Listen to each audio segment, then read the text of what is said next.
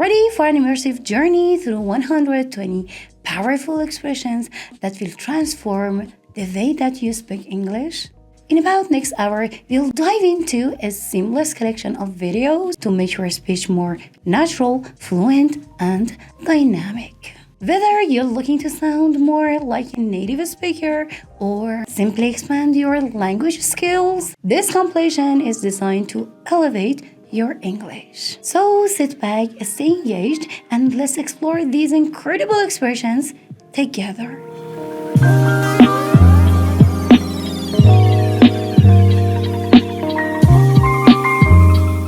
Let's begin with this expression, which is amazing.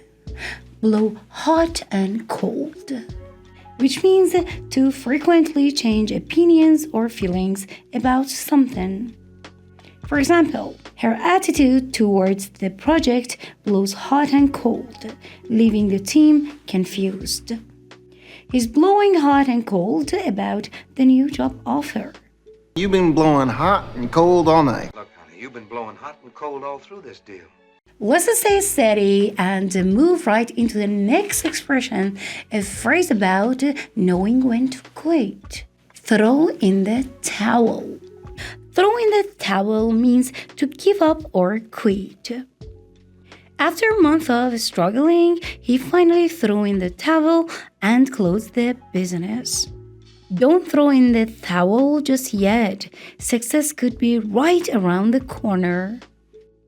I suppose a gentleman might throw in the towel at this point. People who are ready to throw in the towel are finding inspiration in their new hero, Jim Braddock. And now onto the powerful warning. When the signs are clear, don't ignore the writing on the wall. The writing on the wall, which is a clear indication that something bad is going to happen. The company ignored the writing on the wall and ended up filing for bankruptcy. The team saw the writing on the wall when their star player got injured. Because I see the writing on the wall and it scares the hell out of me. That little remark could be the writing on the wall. Feeling the impact? Let's talk about how setbacks can sometimes take the wind out of your sails. To take the wind out of somebody's sails, which means to make someone feel less confident or enthusiastic. Her criticism really took the wind out of his sails. Losing the game in the final minutes took the wind out of their sails. Kinda took the wind out of my sails. But you kind of took the wind out of my sails. Time to refocus. Let's explore an expression that is all about seeing all of your hard work pay off. Come to fruition, which means to be realized or completed successfully. Years of hard work finally came to fruition when she published her book. Their plans to expand internationally are coming to fruition. And you know, now all those years of work have come to fruition with Bash Life. I'm sure you've done splendid work, but unfortunately it can't come to fruition. Now let's look at accepting those inevitable situations. Resign yourself to the fact. To accept something unpleasant but unavoidable. He resigned himself to the fact that he'd have to work overtime. You need to resign yourself to the fact that not everything will go as planned. You must resign yourself to the fact that there's not the slightest hope that he's still alive. Ready to get bold? Here's one about standing firm and not letting others run roughshod over you. Run roughshod over someone, which means to act without regard for others' feelings or rights. He ran roughshod over everyone's opinions during the meeting. Don't let them run roughshod over your ideas. You have to plan for babies, otherwise they'll just run roughshod over your entire existence. You have run roughshod over this office for 20 years, and that's over. Feeling the tension? Let's lighten it up with a metaphor about disruption. Knock over the beaker, which means to cause a disruption literally or figuratively. Her sudden decision knocked over the beaker of their carefully laid plans. Let's not knock over the beaker by rushing things. Now it's time to tap into your resources with this next expression. To tap into something. To access or make use of a resource. For example, you need to tap into your potential to succeed in this role. The company is tapping into new markets to grow. We got to tap into the security system, which can be accessed in the prince's bedroom. We tap into something deeper, into the player's identity, into that. Finally, here's an expression about avoiding self-deception. Don't delude yourself into thinking. Delude yourself into something. To deceive yourself into believing something untrue. Don't delude yourself into thinking success comes without hard work. She deluded herself into believing he would change. Here's a good one. A mile a minute. To speak or do something very quickly and energetically. She was so excited about her trip that she started talking a mile a minute. The salesman talks a mile a minute. It's hard to keep up with him. He's down there talking to himself a mile a minute. My mind was racing a mile a minute. Our next expression gives you the composure that you need to deal with everything. To have ice in their veins, which means to remain calm and composed under pressure or in a stressful situation. Even during the penalty shootout, the goalkeeper had ice in his veins and saved the goal. She's an incredible surgeon. She has ice in her veins during critical operations. This guy got ice in his veins when he's up that bat. Plus, Blizzard is creating a storm of emotions for Darcy, who already has ice in her veins. Now, just like that, let's jump straight into our next expression. It's all about delivering a powerful impact straight to your dome. To directly impact or affect your mind or understanding. The motivational speech went straight to my dome. I felt so inspired. That plot twist hit me straight to the dome. I never saw it coming.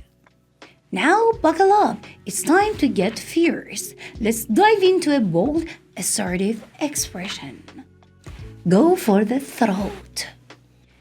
To attack someone very aggressively, either physically or verbally, often to achieve dominance or success. The lawyer went for the throat during the cross-examination. In the final minutes of the debate, she went for the throat and left no room for rebuttal. I've got to go for the throat, Cass, because of all the people in all the casinos in all the world. Ripple effect, the continuing and spreading result of an action or event. For example, his decision to help the village created a ripple effect that improved countless lives. The ripple effect of the economic crisis was left worldwide. You can literally track the ripple effect of that action across a 200-mile stretch of road. Exorbitant, unreasonably high or excessive, especially in price. The merchant's exorbitant demands made him unpopular among the townsfolk.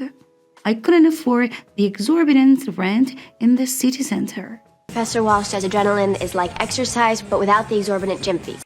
Gnaw at someone to cause persistent anxiety or worry. The thought of betraying his values gnawed at him. Guilt began to gnaw at her after she made the decision. Yet my fears and doubts still gnaw at me like rats. Shape destiny. To influence the course of one's life or future. His humility shaped his destiny in ways he never imagined. Each choice we make helps to shape our destiny. Our ability as rational actors to shape our destiny is limited to our rational actions, and our rational reactions are based on what we know about the world. Foreboding. a feeling that something bad will happen. For example, the eerie silence in the room filled him with foreboding. The dark clouds created a sense of foreboding before the storm. When the phone rang, I had a foreboding of disaster. Intertwined, closely connected or linked together. Their lives became intertwined after the pivotal moment. History and cultures are deeply intertwined in this region. Look, I know you don't want our lives intertwined, but things have changed. Impartial, treating all equally unbiased. For example, time is impartial. It waits for no one. A good judge must remain impartial during a trial. Well, I think we should let Phoebe decide because she's the only one who's impartial and she's so pretty. Impart, to communicate or convey information, knowledge, or wisdom. He tried to impart wisdom to his students through storytelling.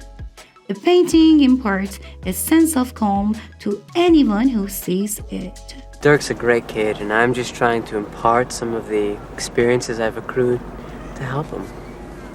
Wield, to hold or use power, influence, or an object effectively. He wielded authority with confidence and fairness. The knight wielded his sword with unmatched skill. You could file an official complaint, and Captain Holt would wield that like a hammer and crush the guy. Throw, to propel something through the air or to confuse someone. The sudden question threw her off guard. He threw the ball across the field effortlessly. I got you a present, and now I'm gonna throw it in the garbage. You talking to me? This movie line is coming from the movie Taxi Driver, starring by Robert De Niro. You talking to me? You talking to me? You talking to me? It is used when someone wants to act tough or when questioning if someone is addressing them, often with a hint of sarcasm or humor. Here we've got an interesting one. Nobody puts baby in a corner, coming from the movie Dirty Dancing. Nobody puts baby in a corner. This line is used to encourage someone to stand out or to express that no one should limit another person's potential. When you're encouraging your friend to take the stage or to take pride in something, you might say, nobody puts baby in a corner. Wait, Miss Patty thought Dean was gonna get hurt. She made me sit in the corner and watch. Hey, nobody puts baby in a corner. Here's a looking at you, kid. Casablanca. I'm pretty sure that you have seen that, haven't you? He's looking at you, kid. It is a charming way to show admiration or respect for someone, often with a romantic undertone. You might say this to someone in a toast or in a moment of admiration. He's looking at you, kid. He's looking at you, kid. To infinity and beyond, coming from Toy Story. To infinity and beyond. This phrase represents limitless ambition or going above or beyond expectations. If you're excited about a new project, you might say, we're going to take this to infinity and beyond. To infinity and beyond, baby. To infinity and beyond. Oh, Captain, my Captain, coming from the Dead Poets Society. Oh, Captain, my Captain. Who knows where that comes from? This phrase originally comes from a Walt Whitman poem. This is used to show respect and admiration for a leader or a mentor who has inspired you. If a teacher or a leader has really made an impact, you might say, "Oh, Captain, my Captain," as a way of honoring them. Go have your Robin Williams, "Oh, Captain, my Captain" moment. Ron, my rock, my steady guiding light. Oh, Captain, my Captain. Did you get that soda refill I asked for? There is no place like home. Coming from the movie The Wizard of Oz. There's no place like home. There's no place like home. There's no place like home. You can use this phrase to express appreciation for the comfort, familiarity, and security of a home. For example, after a long trip, you might say, "There's no place like home." Oh, you know, it was fun, but there's no place like home. Here's a good one. I feel the need for speed, coming from the movie Top Gun. I feel the need for speed. This phrase shows excitement for fast-paced action and adventure, often used playfully. The next time you're getting ready for a thrilling activity, you might say, "I feel the need for speed." Here's a good one. May the force be with you. Coming from the movie Star Wars. Take care, you two. May the force be with you. This is a way to wish someone luck or strength originating from the Star Wars series. Before your friend's interview, you might say, "May the force be with you." Ray, may the force be with you. You know, my lovely viewers, there's something I need to tell you. You had me at hello. You had me at hello is a phrase coming from the movie Jerry Maguire. You had me at hello. You had me at hello. It is used to express that you were won over or impressed right from the start. If someone's first impression is great, you could say, "You had me at hello." You had me at hello. You had me at hello. You had me at hello. What? Here's an interesting one. You're gonna need a bigger boat. Coming from the movie Jaws. You're gonna need a bigger boat. It is often used to humorously imply that a situation is bigger or more challenging than expected. The next time when a small project turns complicated, you might say, "We're gonna need a bigger boat." Look, I've been thinking, we're gonna need a bigger boat. Why so serious? Coming from the movie Dark Knight. Definitely you know that. Why so serious? It is used to lighten a tense or overly serious situation, often in a playful or sarcastic way. If someone is stressed over a minor issue, you could say, "Why so serious?" Why so serious, huh? I'll be back. Here is a movie line coming from Terminator.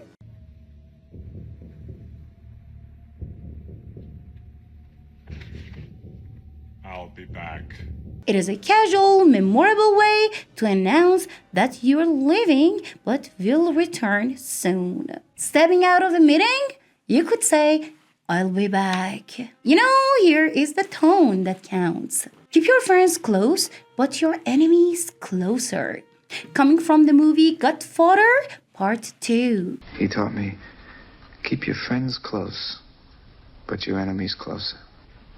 It is a piece of advice suggesting that you should stay aware of people who may have bad intentions even more than your friends. In a competitive situation, you might say, "Keep your friends close, but your enemies closer." Shot, Doctor. You see, son, I always say, keep your friends close and your enemies closer. Houston, we have a problem. Coming from the Apollo 13. Houston, we have a problem. We have a main bus B undervolt. It is used to humorously acknowledge when something has gone wrong or when you face an unexpected problem. If the next time a presentation isn't going well, you might say, "Houston, we have a problem." Houston, we have a problem. Say hello to my little friend. I know I'm not the best one to make the impression, but that's okay. It's coming from the movie Scarface. Say hello to my little friend. It is often used to introduce something with a bit of a dramatic flair or attitude. Next time, if you're about to present a big idea or reveal something impressive, you could say hello to my little friend. Show me the money. Show me the money. You'd better yell, "Show me the money!" I know I'm not very good at making impression. But that's okay. That line is coming from the movie Jerry Maguire again. Show me the money! That's it, brother, but you got to yell that shit! Show me the money! I need to feel you, Jerry! Show me the money! Jerry, you better yell! Show me the money! This is a bold way of asking for proof or rewards, often used to talk about achieving success or hitting financial goals. If you're looking for results and rewards, you could say, show me the money. You gonna show me the money. I'm the king of the world! I know again, but that's okay. You know, it's coming from Titanic. And Jack is shouting, I'm the king of the world. I'm the king of the world! This is a triumphant expression of confidence and excitement, often used to celebrate personal achievements. When you accomplish something big, you might say, I'm the king of the world. Thanks to these, I'm king of the world, baby. You know when life lets you down, what you gotta do? Just keep swimming, just keep swimming, swimming, swimming, swimming, swimming. What do? We swim, swim, swim. Yeah, just keep swimming. This is coming from the Finding Nemo. When life gets you down, you know what you gotta do? I don't want to know what you got to do. Just keep swimming, just keep swimming, just keep swimming, swimming, swimming. What do?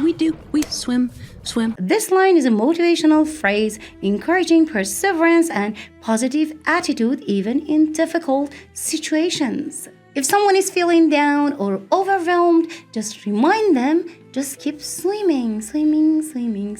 I love that. Exactly. That's what I tell my patients. Just keep swimming. If you build it, they will come. Coming from the movie Field of Dreams.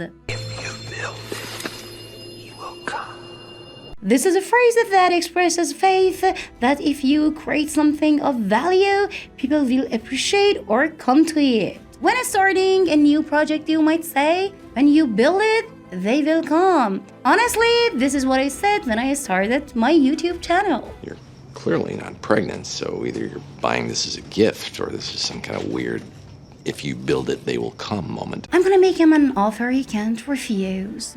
Coming from the movie Godfather again. I'm gonna make him an offer he can't refuse.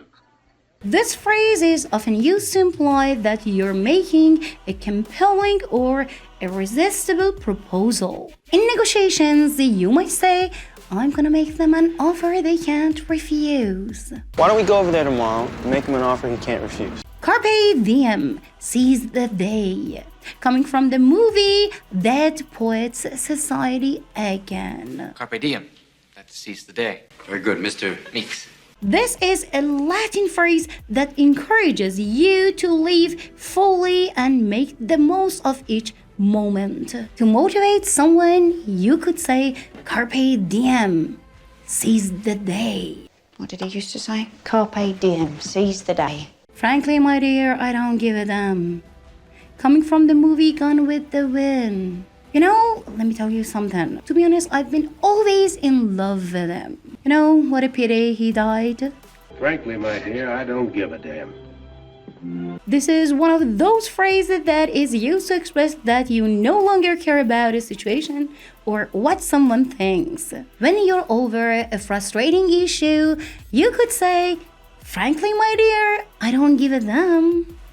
Frankly, my dear, I don't give a damn about paper.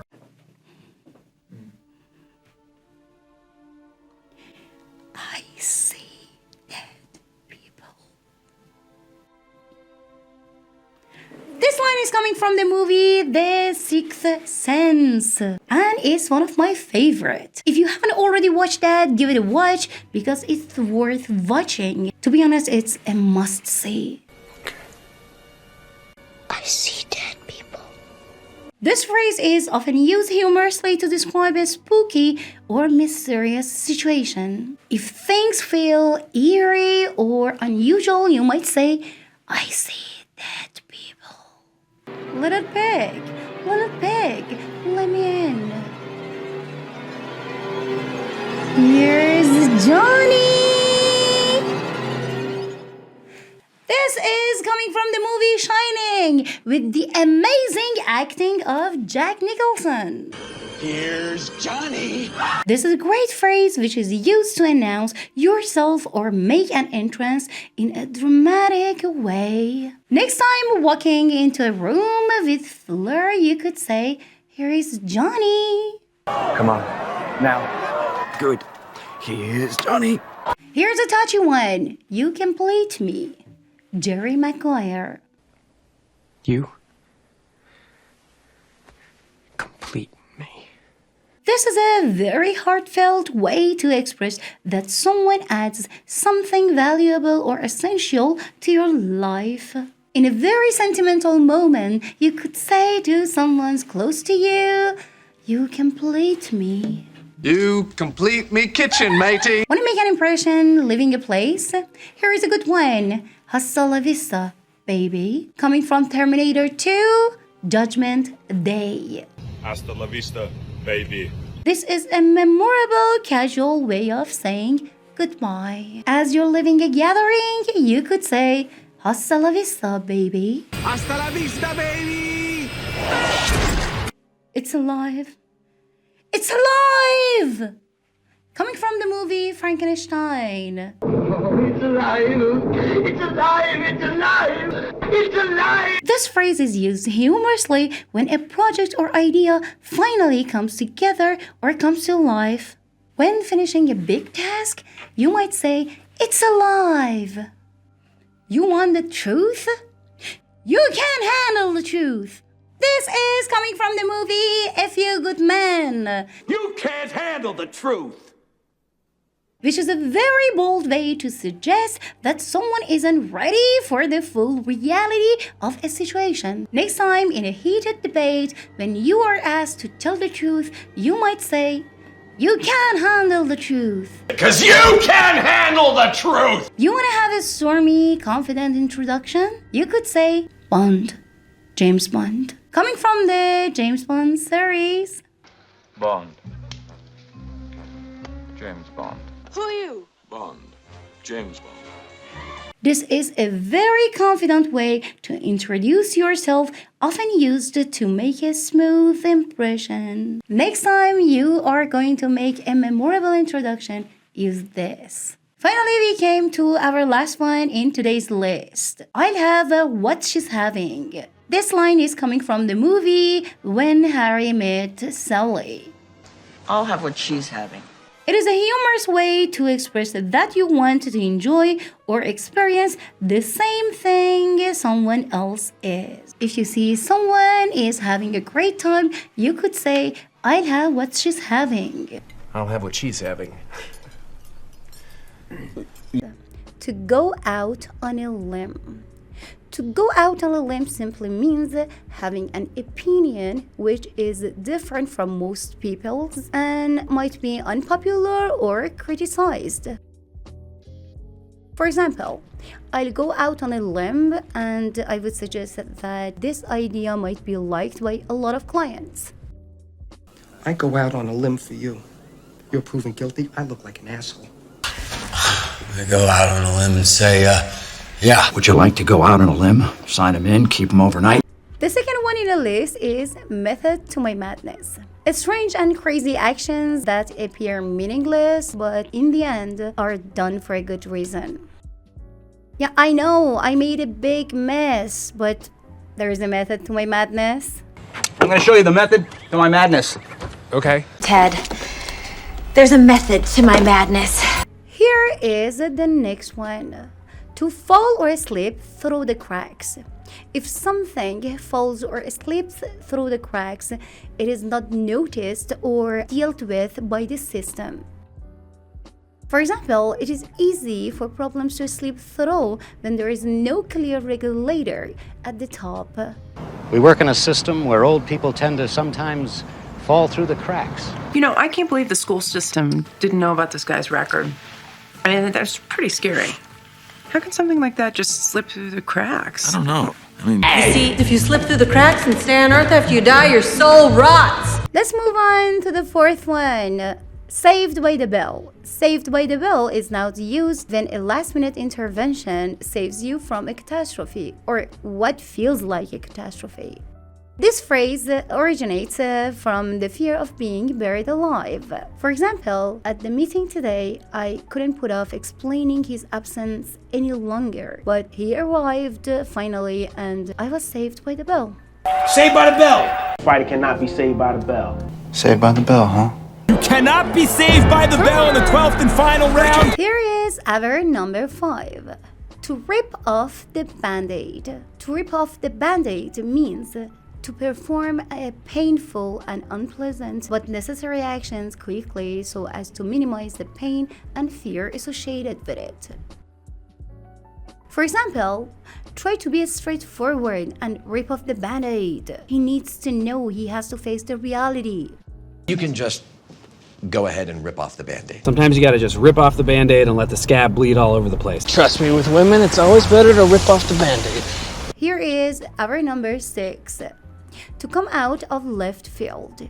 If something comes out of left field, it is totally unexpected and often unusual. Her comment came out of left field. We're coming out of left field to take Colorado before they figure out which hole they got screwed in. I know this is coming out of left field, but would you like to go on a date sometime? This is gonna seem like it's coming out of left field, but in addition to being a recovering alcoholic, I'm also a member of SA. And here is the 7th one. To wallow in self-pity. It means to remain in an unhappy emotional state as if you are enjoying that and you're trying to get the sympathy of the others. For example, I wish she'd do something to help herself instead of wallowing in self-pity. It would be easy to wallow in self-pity. If you want to wallow in self-pity and do nothing, then you're going to watch the same thing, you understand? I'm not going to wallow in self-pity. Right after work. Here is our 8th one. To be etched on memory or in mind. If something is etched on your memory, it is like that you remember it vividly and clearly. Just because it has some importance for you. Here is a good example. His grief is etched into every line of his face. And only zealous men who stand steadfast in the face of the enemy will be etched in German memory forever. This night will be etched in the memories of all in attendance. By doing so, the horror of Psycho will be indelibly etched in the mind and heart of your audience. Par for the course. If a type of behavior, event, or situation is par for the course, it is not good, but it is normal and as you would expect it. For example, edgy humor is totally repugnant, but it's par for the course. Butting heads with House is par for the course. It's par for the course, Will Robinson. Oh, actually, The Voice has averaged 3 1/4 theater reviews since issue 1, so it's par for the course. Here is our 10th one in a list. To take something at face value. If you take something at face value, you accept it and believe it without thinking about it that much, even though it might be untrue. For example, I took their offer at face value and I didn't even think they might trick me. We cannot afford to take mythology at face value. Please, let's take John's story at face value and explore it from that perspective. And this is number 11. To shelf the idea, discussion, conversation, plan, or something. To decide not to continue a plan either for a short time or permanently. For example, the government has shelved the idea until at least next year. Let's move on to our next expression. Up to speed, which is normally used with to bring somebody up to speed or to be up to speed. If you bring someone up to speed with a subject or an activity, that person has all the latest information about it and is going to do it very well. For example, before our meeting, I'm going to bring you up to speed about our latest development. Yeah, but I wasn't listening, so could somebody bring me up to speed, please? Please bring him up to speed on ship's personnel and supplies. Admiral? I want you to meet with Pat Bennett this afternoon and bring her up to speed. fun. Here is number 13. Somebody can whistle for it, which means to seek or expect in vain. If you're saying that somebody can whistle for a particular thing, it means that you're not willing or give that things to that person. When I asked for promotion, the CEO said I might as well whistle for it. You can whistle for any more. I've had it. To give the devil his due. This is our number 14. If someone or something generally considered bad or undeserving has any redeeming features, these should be acknowledged or given credit to. For instance, I don't like any of his views on education. However, I really want you to give the devil his due. He has always something important to say. Oh, come on. Let's give the devil his due. Time to give the devil his due. Last but not least, to abandon yourself to something. To allow yourself to be completely controlled by a feeling or a way of living. For instance, he has totally abandoned himself to despair. Self-doubt, a lack of confidence in your own abilities or decisions. Self-doubt has no age limit. Lingering doubt, a feeling of uncertainty that remains over time. Just keep smiling in case anyone has any lingering doubts. Keep me in check to control or limit someone's actions or behavior. Were you ever really my friend, or was it all just an act so you could keep me in check until you got what you wanted? Glimmer of ambition, a small but noticeable sign of desire to achieve something great. Cut me down to size, to belittle or reduce someone's confidence, often to make them feel less important. You could have chosen her if you cut me down to size, but you built me stronger every year. Thrive on control, to gain satisfaction or energy from being in a position of power or dominance. Mind your own business for once, Rachel, and leave her alone. And thrives on study. Within the boundaries, staying within limits set by someone else. You won't be able to do it within the boundaries of your system of justice.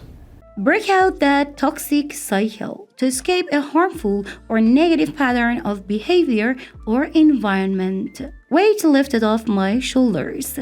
A feeling of relief after resolving a difficult situation. I gotta say, it's a weight lifted off my shoulders. Reclaim my sense of self-worth, to regain confidence and belief in your value as a person. Hold you back, to prevent someone from progressing or achieving their potential. You have designed an incredible product, and I don't want to hold you back. Diminish your value, to reduce or underestimate someone's worth or abilities. Settle for less than you deserve, to accept something of lower quality or value than what you are capable of achieving. As a door-to-door makeup saleswoman, I will not settle for less than I deserve. Meet someone's expectations, to fulfill or achieve the level of performance or behavior that someone requires. Yeah, you just gaslight me, tell me how to feel, all because I don't meet your expectations. Have someone's best interests at heart, to genuinely care about someone's well-being and make decisions that benefit them. I would not be standing here on Caesar's slate if I did not believe, if I did not know that he has only the Republic's best interests at heart. That's what she said. This is a humorous response used to highlight a double meaning in a previous statement, often suggesting a sexual innuendo.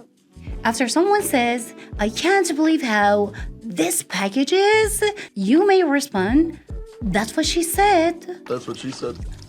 That's what she said. That's what she said. Now, speaking of the hidden meaning, let's move on to our next phrase. If you know what I mean. A phrase added to a statement to imply a hidden meaning or innuendo, often for comedic effect. The next time, if someone was enjoying a big slice of cake, you might say that piece of cake was amazing, if you know what I mean. Bobby could use a good buffing, if you know what I mean. My maiden name, but I'm not married to it, if you know what I mean. And while we are on the topic of implications, here's another classic. Size matters. It is used to suggest that the dimensions of something are important, often with a humorous twist related to expectations. Next time, if you're discussing a new TV, you could quip, I don't know about you, but size matters when it comes to my screen. Size matters. Because size matters. In a town like this, size matters, and the smaller, the better. Now let's lighten up even more with this next one. I can't get it up. This phrase can refer to physical objects, but it's often humorously misinterpreted. Next time, while you're struggling to lift a heavy box, you might say, I can't get it up, with a wink. I just can't get it up in the truck. We won't hold it against you if you can't get it up. Moving on to something that encourages us to maintain our momentum. Let's keep it up.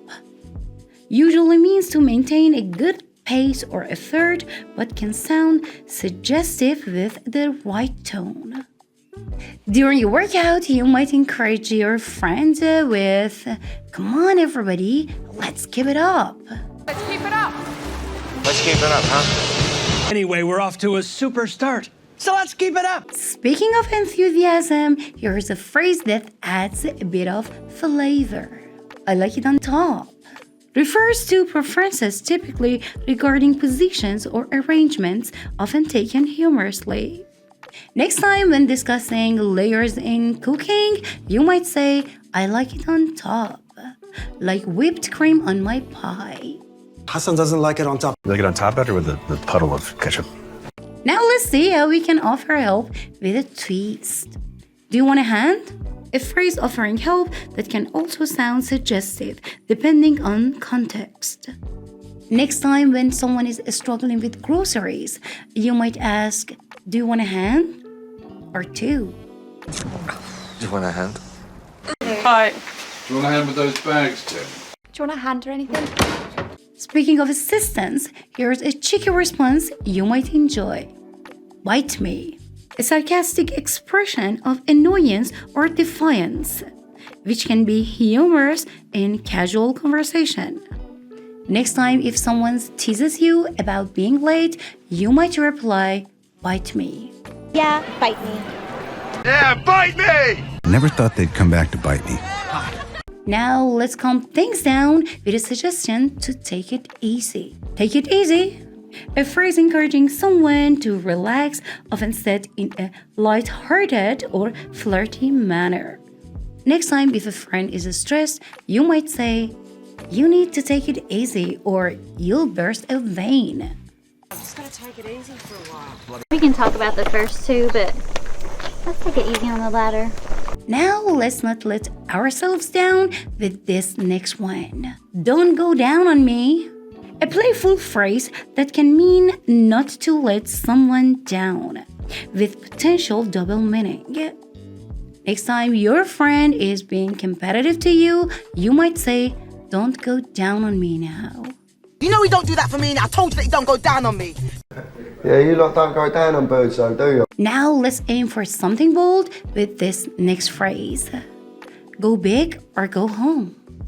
This is a phrase that emphasizes the importance of making a significant effort. Next time, if someone suggests you something small which does not satisfy you, you might say, nah, go big or go home. Go big or go home, huh? It's time for me to go big or go home. Go big or go home, but either way, do it in a red pair of shoes. Next up is a phrase that reflects challenges. It's hard. Used to describe challenging task or situation, often with double meaning. Next time, if someone asks about something tough, you might say, yeah, it's hard. Let's shift gears to a phrase about coming together. I'm coming. Typically indicates arrival, but can have a double entendre depending on tone. If you're rushing to join a group waiting for you, you might say, wait for me, I'm coming. All right, I'm coming. I'm coming, you lush. Now let's explore the phrase that keeps us grounded. It's not the size, it's how you use it. Suggests that effectiveness is more important than the dimensions of something. When it comes to gardening, it's not the size, it's how you use it. And finally, let's wrap things up with energy. Let's hit it. A call to action to start something with a potential humorous twist. When you want to start something, if you know what I mean, you might say, all right, let's hit it. Okay, let's hit it. Come on, let's hit it. All right, let's hit it. Draining, oppressive environment. This is an expression which means a work setting that is emotionally or mentally exhausting and stifling. For example, the constant pressure and a lack of support created a draining, oppressive environment that made it hard to stay motivated. I mean, it's just so painful and draining. The house with only us here was unbearably oppressive for him. Hotbed of mediocrity. A place where average or subpar work is the norm. For example, the office had become a hotbed of mediocrity where no one was pushing themselves to excel. The Islamic State is not exactly a hotbed of scientific expertise. You join the sacred timeline, and you end your days of insignificance and mediocrity. Unspoken hierarchies. This expression refers to systems of power or influence in a group that are not officially acknowledged but are clearly understood. For example, despite the team being supposed equals, there are unspoken hierarchies that determined who had the most influence. Rather than allow these unspoken thoughts to die with me, I've chosen to record them here for you. For God's sake, Stephen, there's hierarchies even in nature, as you've often said yourself. Personal growth was stifled. This expression means the development and advancement in one's career or skills was suppressed. For example, in that company, personal growth was stifled by rigid procedures and a lack of creative freedom. I feel stifled in there. It's what you are that's being stifled. Unwavering dedication. This expression means showing commitment or effort without hesitation or doubt. Her unwavering dedication to her job kept her working long hours despite the lack of appreciation. I'm sure Hank appreciates your unwavering devotion. Well, I think dedication should be rewarded. Cogs in the machine. This idiom means individuals who are seen as just part of a larger system, often with a little personal significance. For example, the employees were just cogs in the machine working endlessly without any sense of individual accomplishment. Maybe just accept the fact that we'll always be cogs in the machine. Wow, just cogs in the machine, you know? Invisible. This adjective means not seen or acknowledged, overlooked. For example, no matter how hard I worked, I felt invisible in the eye of my superiors. I don't send you to kill. I send you to be invisible. Ritualistic celebration. This expression means a formal, almost obligatory celebration that is expected to be a part of a routine. For example, the ritualistic celebration was more about appearance than actual recognition. These murders are ritualistic sacrifices. Blackwood's method is based on a ritualistic mystical system that's been employed by the Temple of the Four Orders for centuries to fully Exclude. This is an adjective which means deliberately left out or made to feel unwelcome. For example, I was excluded from the team celebration despite contributing to the project. What if we get excluded from things? And are we excluded from the kingdom of heaven unless we accept the one true truth? Spiral of despair. This is an expression which means a negative cycle or pattern of thoughts that worsens over time.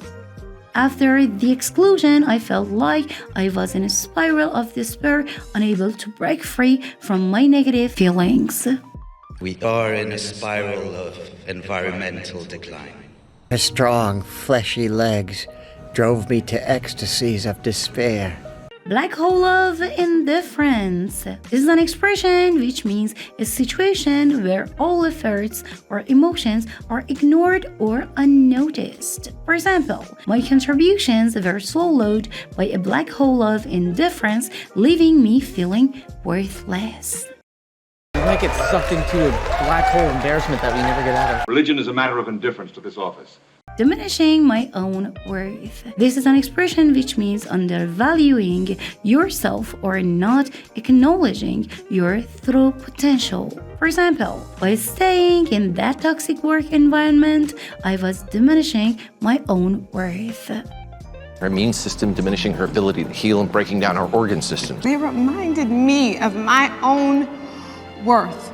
Unrelenting pursuit of approval. This expression means a constant, tireless effort to gain validation from others. For example, I had been caught in an unrelenting pursuit of approval, trying to gain the respect of people who didn't appreciate me. Then I will kill your daughter in front of you and make you share in the unrelenting pain you've given me. Selling yourself short. This expression means underestimating or undervaluing yourself or your own abilities. For example, I was selling myself short by staying in a job that didn't value my potential. He'd be mad at you the same way I am because you are selling yourself short. And if you're telling yourself that, you're selling yourself short. Pulled the plug. This expression means to end something abruptly or to stop something from continuing. For example, I finally pulled the plug on that job and decided to seek something better. We were just getting on top of it when this insurance bloke pulled the plug on us. Listen, Decker, they pulled the plug on me. Drain my vitality. This expression means to take away energy, enthusiasm, or life force. For example, the toxic work environment drained my vitality, leaving me feeling exhausted and demotivated. I think of the music I might have written, if not for the guilt which has murdered my vitality all these years. Emerging from the fog. This expression means gaining clarity or understanding after a period of confusion or uncertainty. For example, walking out of that office felt like emerging from the fog. I could finally see a clear path ahead. That vision of the big winner somehow emerging from the last-minute pre-dawn chaos of a stale Vegas casino. Reclaim your autonomy. This expression means regain control over your own life or decisions. For example, after quitting, I reclaimed my autonomy and started focusing on my personal and professional goals. Trusting your instincts. This expression means relying on your own judgment or gut feeling. For example, trusting my instincts led me to make the best decision for my future. Like I said, you were trusting your instincts on that case, just like you're trusting them now. I know it may not feel like you know what you're doing sometimes, but keep trusting your instincts. Stand up for your worth. To assert your value and demand respect or recognition. For example, it's important to stand up for your worth and not settle for less than you deserve. Nourish your potential. This expression means to cultivate or develop your abilities or talents in a healthy and supportive environment. For example, I left my own job to find an environment where I could nourish my potential and grow. We thank you for these bountiful gifts. May they nourish our body and soul. Make sure to subscribe to continue your empowering journey.